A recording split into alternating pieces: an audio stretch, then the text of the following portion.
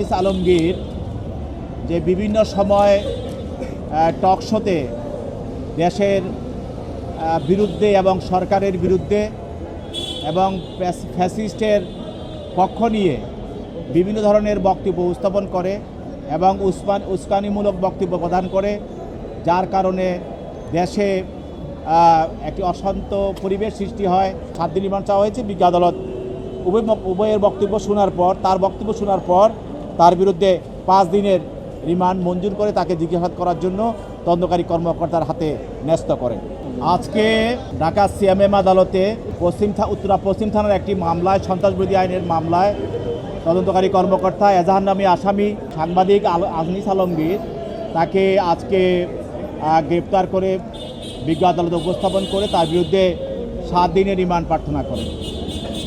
এই মামলাটি যিনি বাদী তিনি তার এজাহারে বলেছেন যে এই আনিস আলমগীর যে বিভিন্ন সময় টক শোতে দেশের বিরুদ্ধে এবং সরকারের বিরুদ্ধে এবং ফ্যাসিস্টের পক্ষ নিয়ে বিভিন্ন ধরনের বক্তব্য উপস্থাপন করে এবং উস্কানিমূলক বক্তব্য প্রদান করে, যার কারণে দেশে একটি অশান্ত পরিবেশ সৃষ্টি হয় এবং বিশৃঙ্খলা সৃষ্টি হয় এবং এই বক্তব্য রেশ ধরে দেশের আগামী দিনে যে আমাদের নির্বাচন, গণতন্ত্রের সুষ্ঠু পরিবেশ, সেটাকে সে বিভিন্ন বক্তব্যের মাধ্যমে বিনষ্ট করেছে।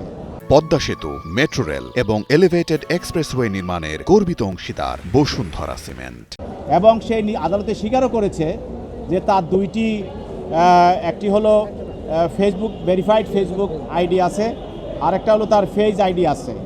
এবং সে এইটাও স্বীকার করেছে, সে এটা বলেছে যে জুলাই স্মৃতি জাদুঘর এবং ডক্টর ইউনূসের বাড়ি এবং গ্রামীণ ব্যাংকেও হামলা হবে, এই ধরনের বক্তব্য রেখেছে। এবং সে আরেকটি বক্তব্য রেখেছে যে আওয়ামী লীগের অপ্রকাশিত নেতারা সরকারকে কাঁপুনি ধরে দিয়েছে। এই ধরনের বক্তব্য রাখার পরে আমরা আজহারকারী বলেছেন যে দেশের বিভিন্ন জায়গায় সন্ত্রাসী কার্যকলাপ সংগঠিত হয়েছে এবং বিভিন্ন ধরনের অপ্রীতিকর ঘটনা ঘটেছে, সন্ত্রাসী ঘটনা ঘটেছে। এবং সে সর্বোপরি টক শোতে এবং তার ভেরিফাইড ফেসবুকে এবং বিভিন্ন ধরনের উস্কানিমূলক বক্তব্য দিয়ে সরকারের এবং দেশের স্বাধীনতা, সার্বভৌমত্ব এবং গণতন্ত্র এবং সরকারের অস্তিত্বকে সে বিঘ্নিত করার জন্য চেষ্টা করছে।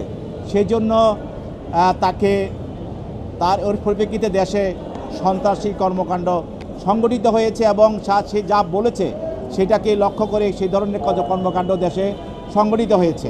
সেই জন্য সে সন্ত্রাসবিরোধী আইনে তাকে মামলা দেওয়া হয়েছে এবং তার পক্ষে তার আইনজীবীরা ছিলেন, তারাও তার রিমান্ড বাতিল জামিনে প্রার্থনা করেছেন এবং তিনি নিজেও বক্তব্য রেখেছেন এবং তার বক্তব্যের মধ্যে কোনো ধরনের অনুশোচনা ছিল না, বরঞ্চ সে তার বক্তব্যটাকে সে জাস্টিফাই করার জন্য সে আরও বক্তব্য রাখার চেষ্টা করেছে যে সে যা বলেছে সে সঠিক বলেছে।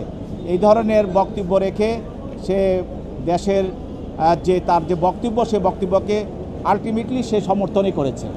তা আমরা এই মামলায় তদন্ত করার জন্য সেই ধরনের বক্তব্যের পিছনে তার কি কারণ এবং এই বক্তব্য রাখার পরে দেশের যে অবস্থা হয়েছে এবং তাকে এই ধরনের বক্তব্য রাখার জন্য তার সঙ্গে যারা ষড়যন্ত্রের সঙ্গে কারা জড়িত আছে, এটি একটি অপরাধমূলক ষড়যন্ত্রের মাধ্যমে পড়ে। সেই জন্য তাকে জিজ্ঞাসাবাদ করার প্রয়োজন। সেই জন্য তাকে 7 দিন রিমান্ড চাওয়া হয়েছে। বিজ্ঞ আদালত উভয়ের বক্তব্য শোনার পর তার বিরুদ্ধে 5 দিনের রিমান্ড মঞ্জুর করে তাকে জিজ্ঞাসাবাদ করার জন্য তদন্তকারী কর্মকর্তার হাতে ন্যস্ত করেন।